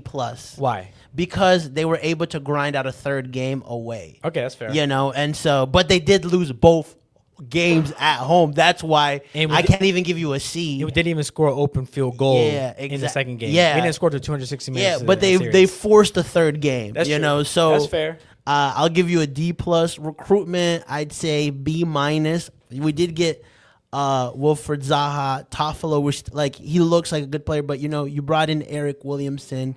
Didn't really do much, and then I can't think of any other player that came in that you're like, wow, like this was a true upgrade. Toclomati was already here, right? And so that's what I would say for there. And then overall, I would give it a C. Overall season, C. Yeah, because my expectation for this year was you finished 4th, but then there was no actual real progression because we still got eliminated in the first round of the playoffs. So although you finish in a higher position, it actually looks worse that you lost both home games. does. You know, so that's why if we would have gone through, I would probably have us as a B plus, regardless of what happened in Philly. But because of that, I have to give it a C. You wouldn't have given it an A if you got through the first round of playoffs? A season? I would probably give it a B plus. Okay. So I have An A for me is winning the MLS Cup. I have regular season. I have A minus. I feel like there was still some inconsistencies, and I feel like what could happen in the playoffs right now could really change a little bit of perspective. So here's one thing that people aren't talking about with Charlotte FC season. They are 1 point below LAFC.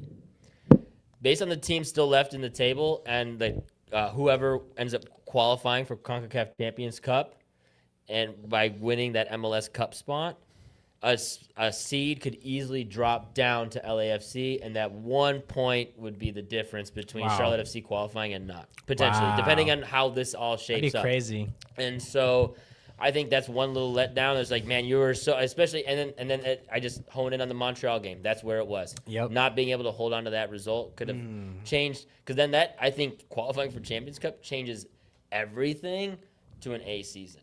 Because you set a huge new standard for this club. True. And so I think for me that's the one let right, up keep there going. in regular season. Playoffs, D. I mean, you just didn't have any progression besides getting a tie on the road, but it's just not enough. It's just not enough for me at all. Recruiting, I give a C plus. I think they made solid recruits, but I think they missed the bar during the summer window when a lot of other that's top true, that's teams fair. made big upgrades. Cincinnati brought in Brenner and got a brace to get past Columbus in Game 3 after losing Dang. 4-0. Yeah, that's true. Son has been ridiculous, right? Some of these teams now, Vancouver, Thomas Mueller, Müller, yep. even with the amount That's of injuries true, they've yeah. had, they still look like a true contender. And I think a lot of it is because that summer window, they were able to find signings that could just knock it out of the park right away. And Charlotte FC called up by Koulibaly. Okay, what's your season? What's your Nice. season? Overall What's your prediction. season? C plus.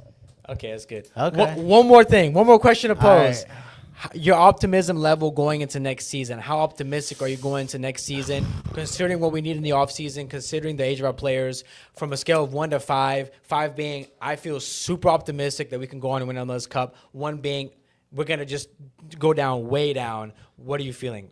I think I feel less optimistic this year than I did last year. I do too. Really? You I know, do just too. one, because of I what do too. Westwood said, and 2, because it just, I don't, like, Number, it's just, then on the number scale, where are you at? yeah, 1 1 to through 5. 5. 5 being the best, you said, right? 5 being you were like, we're going to win MLS 3. Cup. Dang.